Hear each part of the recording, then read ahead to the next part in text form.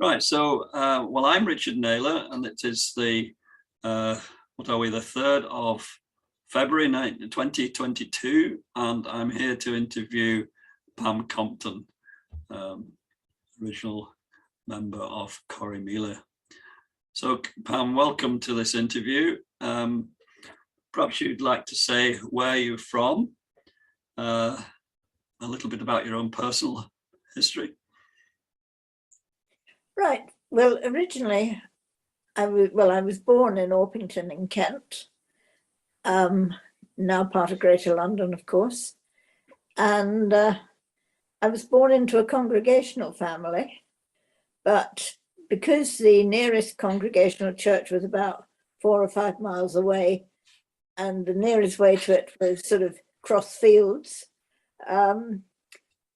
Mother had got caught midfield by air raid warnings twice, and she had me in the pram and Margaret, you know, as a toddler, really needing a pushchair beside me.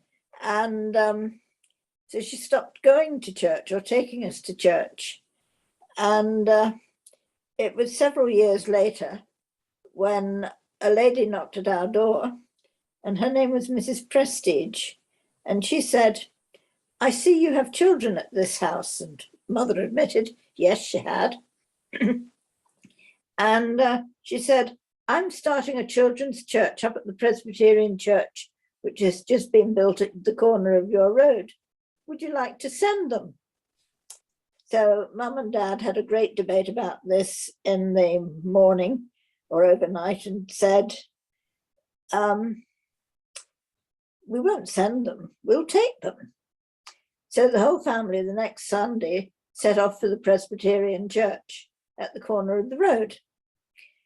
And it was like coming home for them, because when the door was opened, standing in the porch, as he did every Sunday, until he was too old and too ill to do it, was a man who had been a member of their congregational church in Hither Green, Karen Brown. And he had also been a woodwork teacher at one of their local schools. And he welcomed them. And then his son-in-law, Don Waller, came up. And it was just like, for my parents, it was like going home again. So from then on, we were Presbyterians. Good. Yeah. So, I mean, that must have been quite an interesting time, being a youngster and the air raid sirens going off and all that was going on in Orpington in Kent. I mean, I suppose most of the German bombers would have, and the aircraft fighting each other must have been happening over Orpington in Kent at that time. Well, we weren't far from Biggin Hill RAF. RAF, yeah. And after an air raid overnight, we used to go out into the garden in the morning and look for signs of shrapnel. Yeah. And, you know, we got quite a collection over the years. Dangerous place to be then. So, yes, except you weren't really conscious of it at your age. No, that's right. So, the first big question is, how did you get involved with Corrymeela? So I think that's one of the things, obviously, we're quite interested in. Right, but when I became a teenager, I wanted to go to university.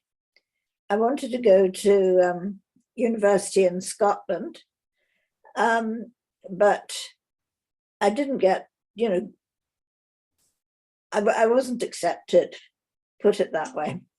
And Dad was talking to the headmistress about my younger sister, and she said, "What about Pam?" And Dad said, "Well, she's waiting to hear from a couple of universities, but I think she's meant to be top of the waiting list on one." And I was more cynical. I thought, Compton comes near the beginning of the alphabet, dear father. Anyway, she said, "Have you tried Queen's?" And Dad said, "No, we didn't apply to Queen's." She said, "Try there. Hazel went there last year, and Hazel will be doing very well. And sometimes a university when they've had a very good student from one school, don't look so carefully at another one coming up the year behind. And I thought, this is the story of my life. Needless to say, Hazel got a first and went on to Cambridge. I didn't. Yeah. And anyway, Queen's was different because instead of accepting you either straight into an honours school for a 3-year course, they had a 4-year course, which was the general arts year 1, and then you went either into honours for a further 3 years or final general, which was a 2-year course, a further 2-year course. So I came to Queen's. And at the end of my first year, I was able to transfer into honours English. Can I ask you what year this was? You can, and I'm honestly not quite sure. Well, I roughly. think it was either 58 or 59. Yeah, okay, yeah. Okay, so that gives us a time perspective, so carry on. I think it was in 1962 that we're deciding, what activities you're going to do in your spare time. And the chaplains had a system that they called action groups. And these were groups that you joined and you studied, but you were meant to undertake some type of action at the end of it. I know a similar one in the SCM I was at. We went to decorate a house for an older pensioner in Sandy Row. And we did a beautiful job, and she was very pleased with it, except Charlie had put the wallpaper on upside down. We had thought it was an all-over pattern, but no, it definitely, it was a vine, and we got all the leaves going down. Anyway, looking at what the chaplains had on offer, there were 2 that sort of, stood out. And one was about the church in Malawi, which is the group Heather and Alistair joined. And the other one was about the role of the community in the modern day church. And that was the one that I joined. And I joined it for a variety of reasons. One was that the topic appealed. And secondly, the other people who had joined it already had signed up with some of the most interesting people in the Presbyterian Community Centre. People like Bill Brakey, Craig Cameron, and then from the Methodists, Desiree, and Ken Irvine. And I thought, I'd like to join that group. So I joined it. That so where did the discussions of that group lead to? Well, I mean, I suppose we know where they led to eventually, but can you relate some of that, some of the thinking that went on at the time? We read a book by Olive Wyand. I can't remember the title, and I think I did give it to Corrymeela to go into the archives, but whether it actually got there and got lost en route, I couldn't say. And we had great discussions about where we're going to found a community, weren't we? And the current thinking was that we would buy a couple of small, 2 up, 2 down houses in Sandy Row or one of the roads off it, knock them into one, and that have an experiment in communal living. I think those who were engaged or on the verge of marriage thought that they would have an online supply of babysitters. But anyway, we all thought that we would get a job at Queen's, but this was in the future, Yeah. you know, several years ahead. And most of us expected to go somewhere else first to get qualified and maybe a bit of work experience before we came back and offered our services to Queens, who of course wouldn't be able to resist us. So I went off to England. I went to Loughborough to do my library training, and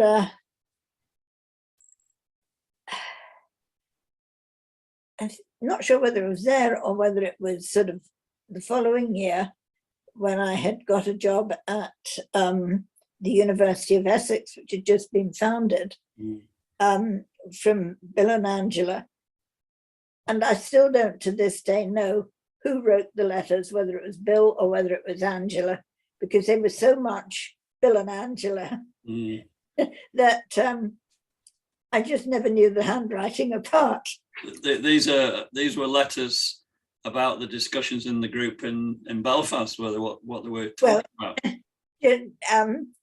These were letters, which just general friendly, letters of what we've been doing, what plans were, and then they had said, Ray has realised that we are serious about setting up a community, and has introduced us to a group in of older laymen and women who've been meeting in the town for some time, and that they too are interested in setting up a community. So that Ray was going to introduce them, and then that they'd met and decided to combine the two groups. In the senior group, there were people like the Reverend Tom Patterson, Reverend Carlisle Patterson, they weren't related, John Morrow, and of course Shirley, Robin McDermott, Philip Brakey, Bill's older brother, Carrie Barnett, Joyce Neese, and Nora Fair, and Bill Boyd. It was quite a high-powered group. Yes, yeah. And and then there was Billy McAllister, who was an absolute gem of a person. So Billy was involved in this group before Corrymeela was even. Oh yes. Thought, yeah. Right. Okay. At least as far as I know. Yeah. Yes, and the one younger member of the group was John Baird. Yeah. Right. Yeah. And we always understood that his sister Helen was interested in it, but she at that time was doing her training in York. Yes. Yeah. And then suddenly onto the scene came the new University of Ulster, which was being set up in Coleraine, 25 miles from, no, before that, sorry.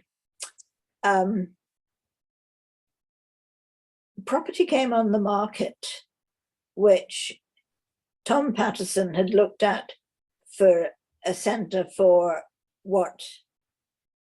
another group that he belonged to, and they decided it wasn't suitable. But he suddenly thought, I wonder if this would be suitable for a retreat centre for this community we're going to set up. And the community looked at it and decided, yes, we'll go ahead with this. And we went ahead and we offered the Holiday Fellowship the full amount that they were asking for. And they agreed with us. I think it was about £7,000. Yeah. The site in the original building, and the wooden chalets that went with it. Can I ask you, this was being purchased around about, 1965, but No. were you still in England at this stage? Yes, I was still in England. Yeah, that's right. Yeah, It was about 64. yeah, I think. 64. Okay, yeah. And we were having, the community was meeting to have a meeting in March that year to agree whether we went ahead and bought it or not.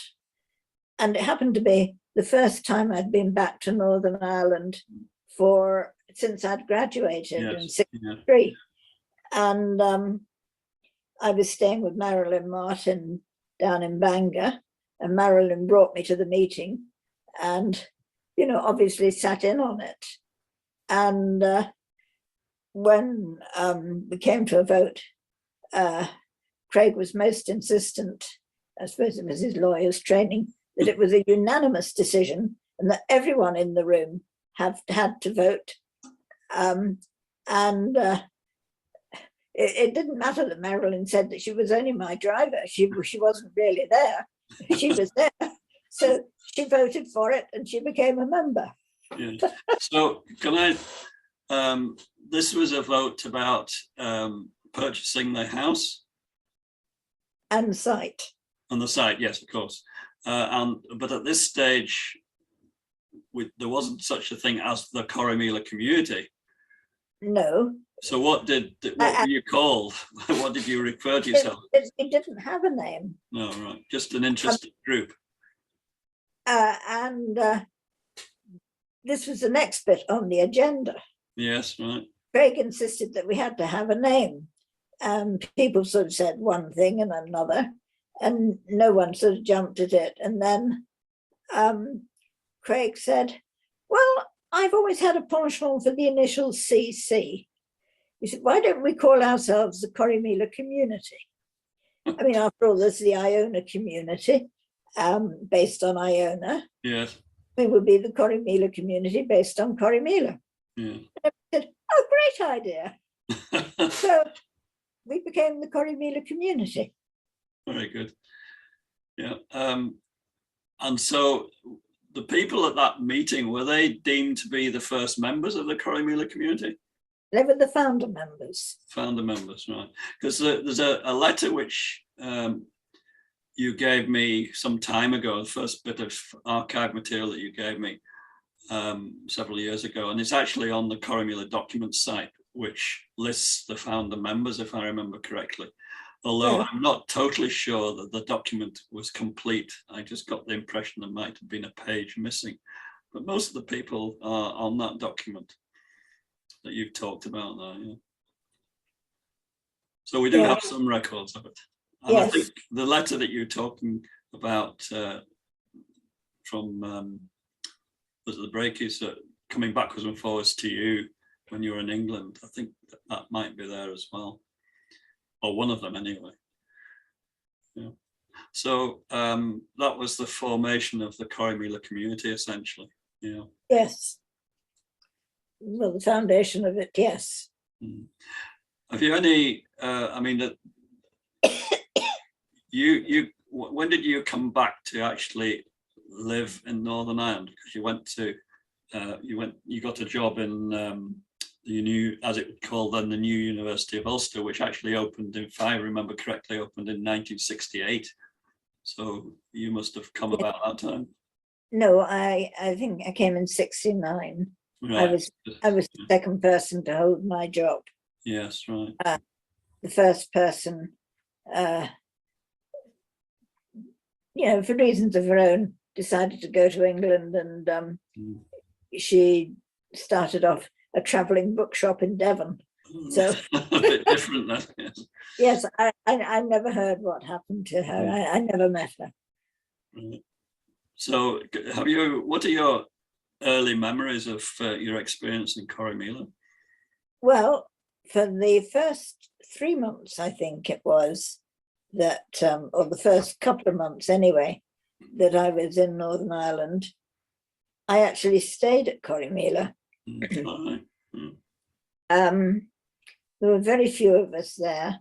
There was Nora Fair, who was housekeeper, Billy McAllister, who was, I suppose, site manager.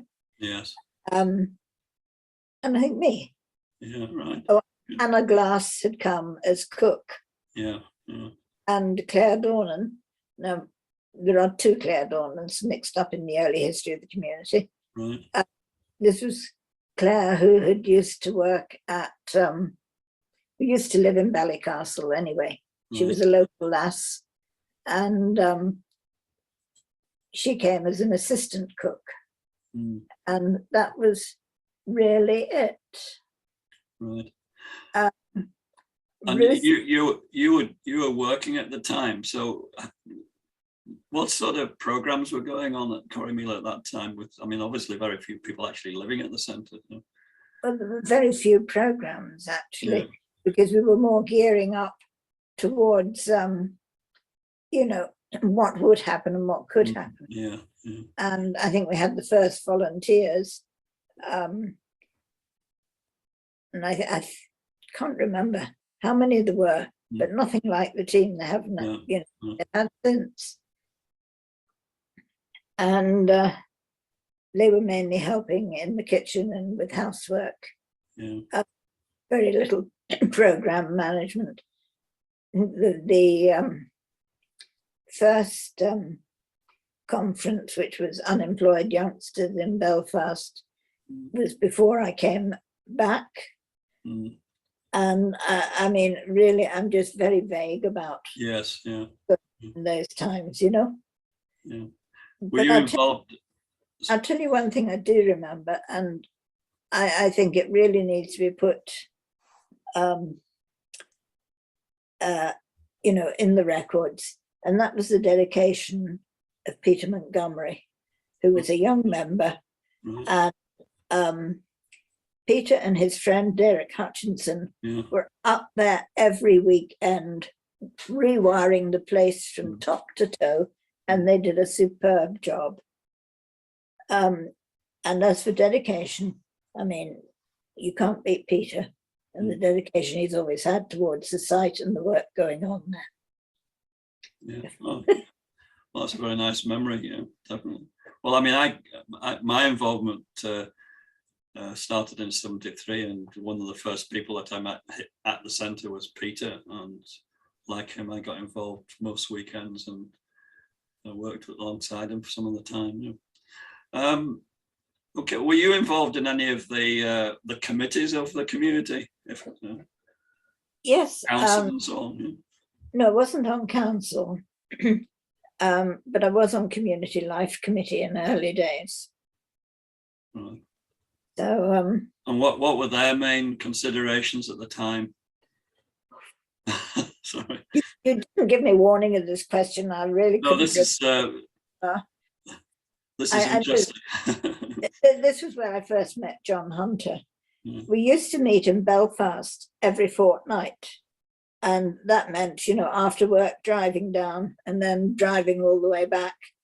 So a bit hazy, you know, on memories, except, you know, being there and having a general underlying excitement. Yes, yeah, I can appreciate that. Yeah.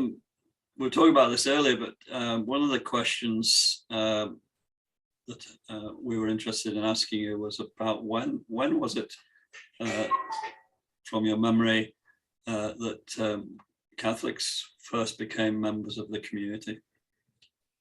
Because it definitely wasn't a mixed community at the start, was it? No. As far as I can remember, I wasn't around at the time. It was, no, the policy was very much to get ourselves established and acknowledged by the Protestant churches before we expanded and invited Catholics to join us. It was felt that if we opened the community immediately to Catholics, we would lose or we wouldn't gain the support of our own denominations, which is a sad thing to say, but this happens. And I wasn't around at the time that the first Catholics were admitted, but I think it was a couple from Lisbon, Tom and Sadie McGee. All right. Yeah. I'm sure I've read that somewhere. Yeah. that they were first Catholics. But you'd have to ask Craig, who was much more heavily involved than I was at this time. Yeah. Right. Bill had very reluctantly decided that his immediate future lay in America. And he said that, you know, he could hang around in Queens and he would literally be waiting 10, 15 years for dead men's shoes. And he didn't want to do that. So he went off to Johns Hopkins University in America. But you know, never lost his interest. No, I didn't. No. Yeah, he was one of the people that we interviewed latter part of last year, I think it was. Yeah. Have you?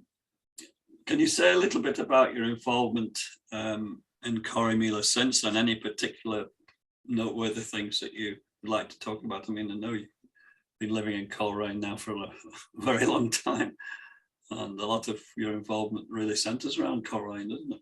Well, one of the things in the old centre was that Desney had used to say to the work campers when they left, remember, Corrymeela begins when you leave.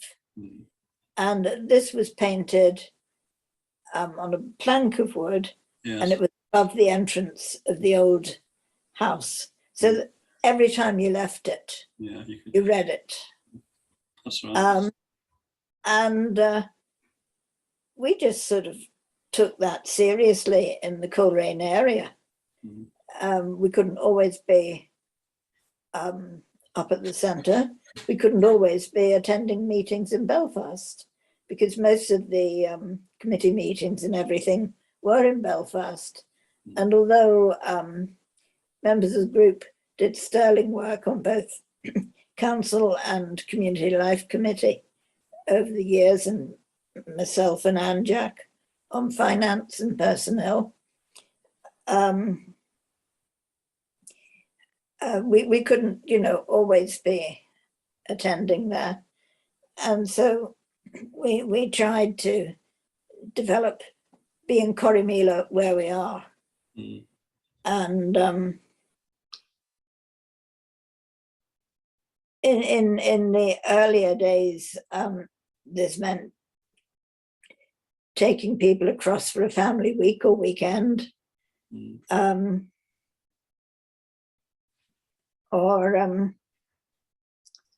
meeting together and trying to expand with interested people in the area. One of the problems about today is that with the Data Protection Act, is that you can't sort of get in touch with number 8 and say, just send us a list of members of friends in the area so that we can invite them to come to our group. Can't be done nowadays. They would have, the communication would have to go through them. And this became very complicated. So latter years, we became involved in other things which were happening in the area. There was a peace network. Jill and I served on this and used to organize art competitions for the various schools in the area. I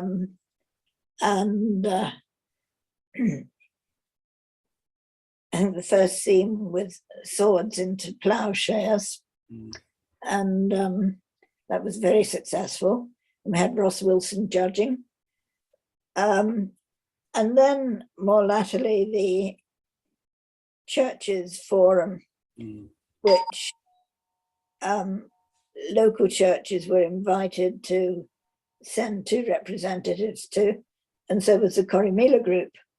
And we sent Jill and Isabel.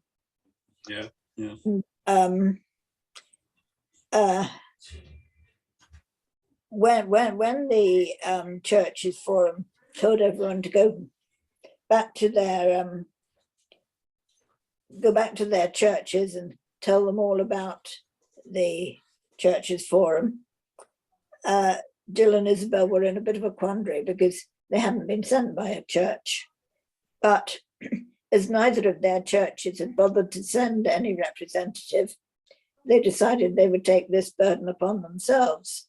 And so a lot of people would think that Isabel had been representing the Methodists and that Jill was representing the Church of Ireland, but in fact, they were representing Corrymeela. But gradually, as the other churches came together, I found that more and more of the members of our local group were joining the Churches Forum, representing their various groups. You know, like Jim Jack went on for the Portstewart Presbyterian, Anne Jack went on for her church, and Veronica went on for the Quakers, and then Maura and Yvonne Boyle also became members. So a lot of the activity of the Churches Forum was sort of the Coleraine Corrymeela group in disguise. Yeah. Okay. Yeah. We also had quite a few very successful fundraising events, especially when there used to be the catering college. Yes. We would each of us take a table and invite people to come, and it was a nice size. You know, it wasn't overwhelming like the Lodge Hotel can be. Yes. It was manageable, and we had great fun. Yeah, definitely. Yeah. Are there any particular highlights in your time as of involvement with Corrymeela? Any particular things that you really found enjoyable or a difficult one? Sorry, I had something all lined up for this, and it's gone. Well, I mean, some of the particular events at Corrymeela over the years that seem to resonate with a lot of people, with things like the Summerfest. Oh yes, that's what I was going to say to you. It was helping Doug with Summerfest, and my duty, like several others, was to be in the registration tent, checking off people as they came in. And eventually we changed it from being the registration tent to being the welcome tent. We felt that was much more Corrymeela-ishy. Yes, yes. And I was delighted this year when Sarah Logan, it's not her name now, but she knows her name, when she joined the community, because I remember her coming to Summerfest as a baby when her was on duty in the welcome tent. Yeah, that's right. Well, you mentioned Sarah Logan. She was at the Provisional Members Weekend just a few days ago in Corrymeela with her second child. Yeah. Time moves on. History repeats itself, I hope. That's right. Yes. Yeah. Oh, it's lovely to see them. What about the other side of the coin, so to speak? You know, are there any particular things which were difficult for you? Well, for Corrymeela, possibly for yourself. Yeah. Well, it was because, you know, Corrymeela was always first with me, and I found that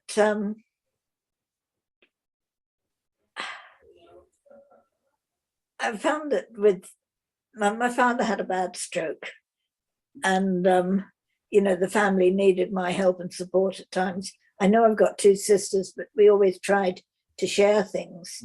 I think Margaret had the worst of it because she always got the nighttime phone calls. Yeah. I used to spend my holidays relieving her of this and going home and, you know, taking mum and dad away on holiday. And I found that when I was considering someone for membership, I was asking them for a higher degree of commitment than I was prepared at that time to give myself. Mm-hmm. And that was difficult. And that was the time that I decided to become a friend and take a step back, which I did. And I must say, I found it a great relief no longer having to have, Corrymeela as my first priority. But I never lost contact.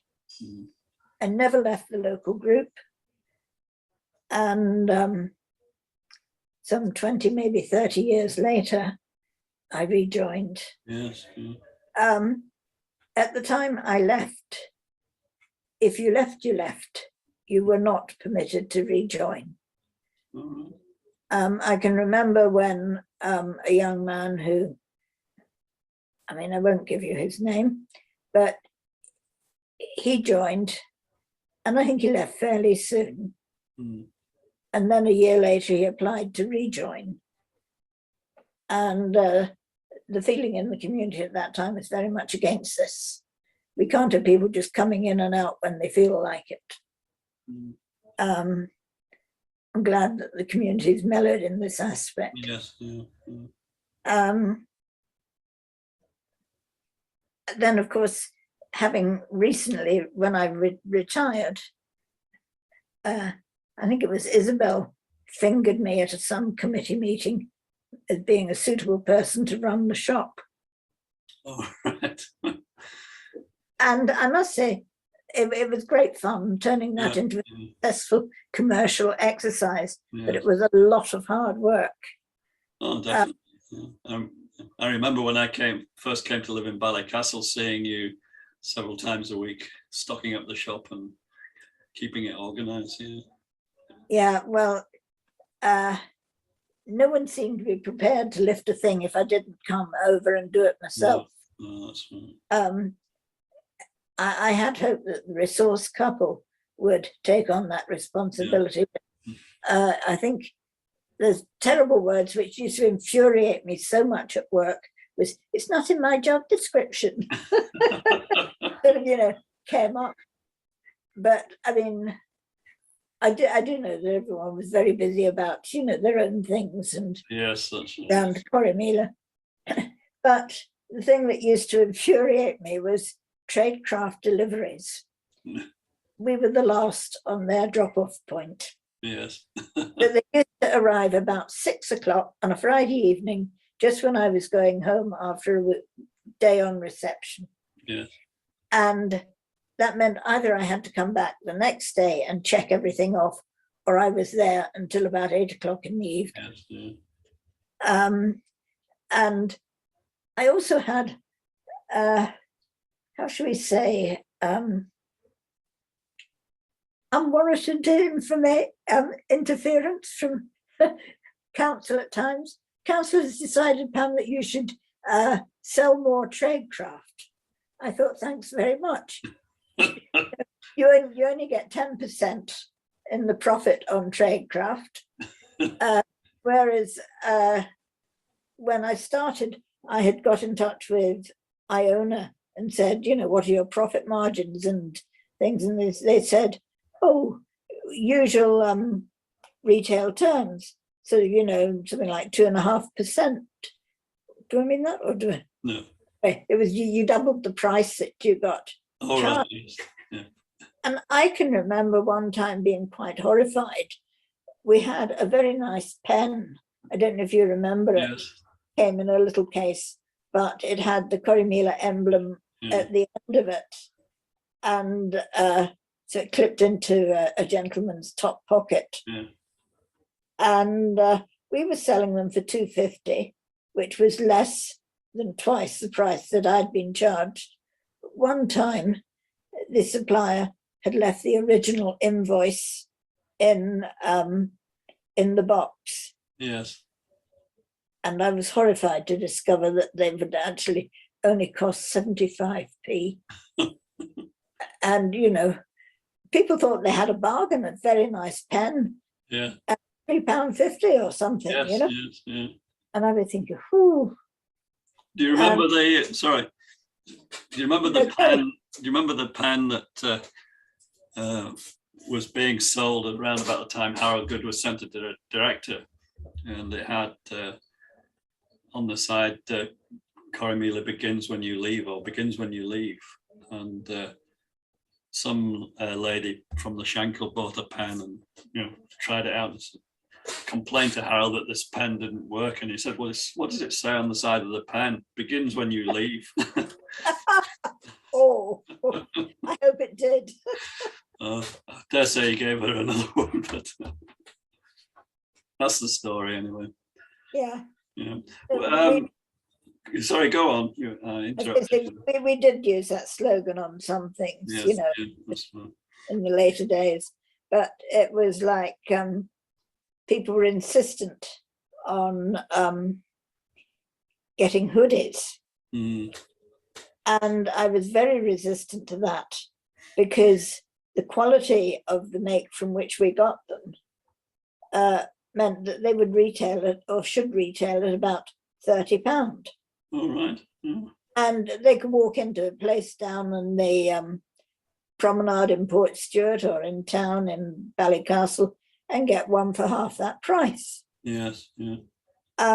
So we couldn't charge anything like the amount we were meant to, charge. And also, there were a lot of tales going around about, robberies against elderly people and with people wearing hoodies. And I knew that once they got into the chain, they would, when they were, grown out of, get down to the various charity shops in town. Anyone could buy them. And I had visions of horrible crimes being committed. People wearing hoodies. Yeah. There was certainly a period of time where anybody wearing a hoodie was deemed as suspicious. Yeah. Less so now. And well, then there were people who wanted a sweatshirt in a particular colour, and I would get them in for them, and they'd try it on. Oh no, I don't like this. Yes. So you know what it's like to run a fashion shop, then. Something like that, yes. Yeah. But it was also very interesting getting all the books in. The books were, particularly Iona books. I think we were the only outlet in the north of Ireland for them, or only one of two, maybe. And we used to have quite a lot of demand for the Iona books. Yeah, yeah.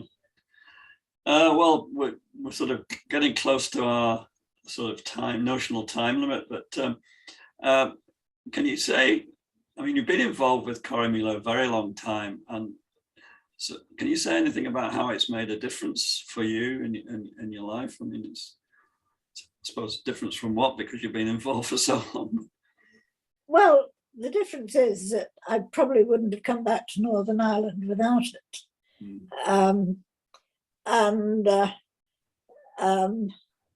It certainly was the magnet that drew me back. When we were students, I think it was in 1963, there was a British Council of Churches conference at Leicester, and the youth conference. Quite a lot of the student group were there. And Bill Brakey picked us off one by one and asked us, are you willing to come back to Northern Ireland and, basically give your life to building a community? And I thought about it and I said, yes. So I really didn't have any option when the job came up at Corrymeela but to go for it. Yes, yeah. So the only time that I'd sort of really felt regret, apart from the time when Dad was so ill and I really wanted to be pulling more weight at home, is sort of now when I'm 82, all my family are in England. And this didn't matter because I could go over there, they would come over here, travel was cheap, And then came COVID. Yeah. And I haven't seen a member of my family apart from on screen for over 2 years now. Yes. Yeah. My nephew always used to come over at Easter and do a load of jobs for me. And I haven't seen him now for three or more years. Mm. In fact, this will be, I mean, he's hoping to come this Easter. I hope he does. Yes. Yeah. But, you know, there are things that have needed doing about the house that you can ask a relative to do and you can't ask a friend. Yeah. So anyway, we're getting there. But it's sort of, you know, I really am having to seriously face, do I stay on in Northern Ireland? Do I move back to England? If I move back to England, do I move to the area where I grew up? And incidentally, where David Ford also grew up? Right. Yeah. Or do I go to an area where one of my sisters is living? Margaret's older than I am, Scylla's younger. And how likely are they to remain in the area where they are? Yes. You're You pulling up a lot of roots when you do that. Yes, Yeah. you are. Mm. But on the other hand, you know, I'll probably stay here. The easiest thing to do. But Yeah. on the other hand, you know, you are very, very dependent on your friends. Yes. Yeah. Yeah. I mean, there have been two people who've been particularly good to me, especially since I tore the muscles in my shoulder last autumn. And that has been Ruth, who used to work with me, who does my shopping every week, and Jill, who comes and collects me and takes me out to her house for a cup of tea once a week, which it's so great to get out of the house. Yes. Yeah. That's right. Yeah. Yeah. I can't drive at the moment, though I'm hoping to be able to do so again in the near future. Good. Good. Well, just lastly, what about what reconciliation means to you? Is that, it's quite a, That's a very meaty question. yes, yeah. When we started Corrymeela, we never used the term reconciliation. Right. Yes, it was there and it was the underlying concept. But I mean, as for using sort of an abstract word like that, I don't think we would have done so. We wanted to provide a place where people could meet freely, especially young people. I think we were all very conscious that until we had got to university, none of us had met more than maybe half a dozen Catholics in our lives, and that we had been very privileged by being able to go to places like Iona, Agape, and Taizé, Yeah. where there was general mixing of young people. And we were just very conscious of our privilege, and we wanted to create a place in a space in Northern Ireland where people could meet freely. Yes. Yeah. And sometimes when I'm at a Corrymeela meeting or something that's been organized, like the sessions in the Agape Centre in Belfast in the Methodist Road, yeah. I look around in absolute awe. I think, we started this. And look at all these magnificent people, you know, these icon people who have joined it. Yes. And are carrying it on and taking it, you know, far further than we had ever conceptualized. I mean, I'm just very humble and very much in awe. And people would probably be amazed if they thought, God, you know, what she thinks wonderful about me, but there are a lot of wonderful people at Corrymeela. Good. And I thank God for them. Well, thanks very much, Pam. That's a nice way to end. And obviously, we'd like to wish you all the best, and that you get back on your wheels fairly quickly. Well, I hope so. And the centre's beginning to open up a bit more now, so they would love to see you there as well.